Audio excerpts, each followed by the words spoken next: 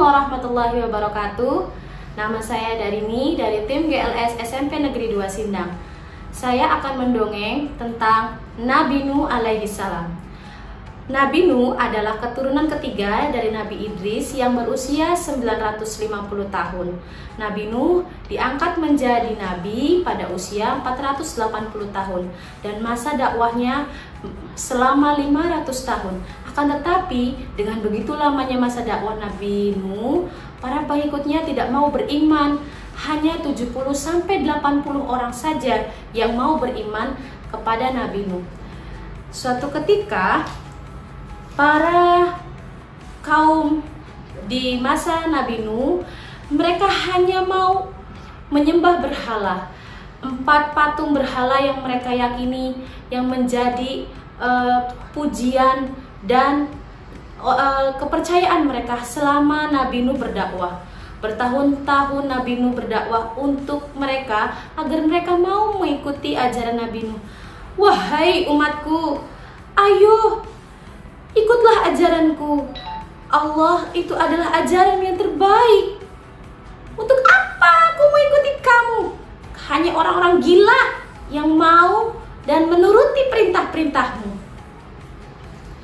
Dan pada suatu ketika Nabi Nuh mendapatkan wahyu dari Allah melalui malaikat untuk membuat sebuah kapal besar. Dan hal itu pun menjadi lelucon dan olok-olokan oleh kaumnya. Lihatlah itu, untuk apa Nuh membuat kapal besar seperti itu di atas gunung padang pasir, sedangkan gurun padang pasir ini tidak mungkin ada air. Sangat lucu sekali ya kawan-kawan. Hahaha. Kejadian itu menjadi sebuah hal yang lucu bagi kaumnya Nabi Nuh. Padahal di balik wahyu yang diberikan oleh Allah ada sebuah kejadian besar yang akan terjadi di masa yang akan datang.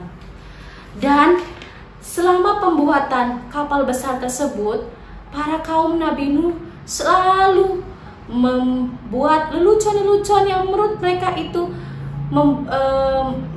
menurunkan keinginan Nabi Nuh untuk membuat kapal. Bahkan ada kejadian yang sangat menyakiti hati Nabi Nuh, yaitu kaumnya membuang kotoran di atas kapalnya yang sedang dibuat. Ayo kita lempari saja kapal yang dibuat oleh Nuh itu dengan kotoran-kotoran, biar dia tahu dan sadar bahwa dia itu sudah gila membuat kapal di atas gurun pasir. Sungguh aneh teman-teman. Ayo kita lempari saja dengan kotoran-kotoran hewan kita. Dan akhirnya betul saja kotoran-kotoran tersebut dilemparkan ke kapal-kapalnya Nabi Nuh. Dan turunlah wahyu dari yang disampaikan oleh malaikat bahwa kotoran tersebut bisa menyembuhkan penyakit kulit yang sedang dialami oleh kaum yang mengikuti Nabi Nuh. Dan akhirnya betul saja kaumnya Nabi Nuh yang sedang mengidap penyakit mencoba untuk jatuh di tempat yang ada kotoran hewannya. Dan benar saja itu membuat penyakitnya sembuh.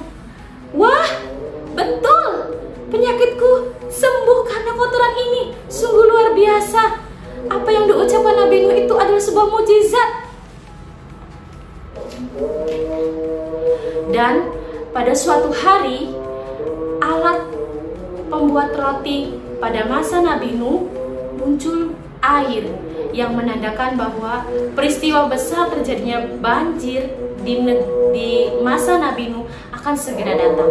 Karena adanya kejadian itu, Nabi Nuh meminta para kaumnya untuk segera naik ke kapal dan membawa para hewan ternak maupun hewan-hewan lainnya dengan berpasang-pasangan. Dan kemudian Nabi Nuh melihat istrinya dan juga anaknya yang bernama Kan'an berlari-lari menuju ke gunung. Nabi Nuh berkata, "Wahai anakku, wahai istriku, marilah ikut denganku, ikut naik kapal denganku. Kamu akan selamat dengan saya, dengan aku." Kemudian Kan'an menjawab, "Untuk apa ayah? Untuk apa aku ikut ayah?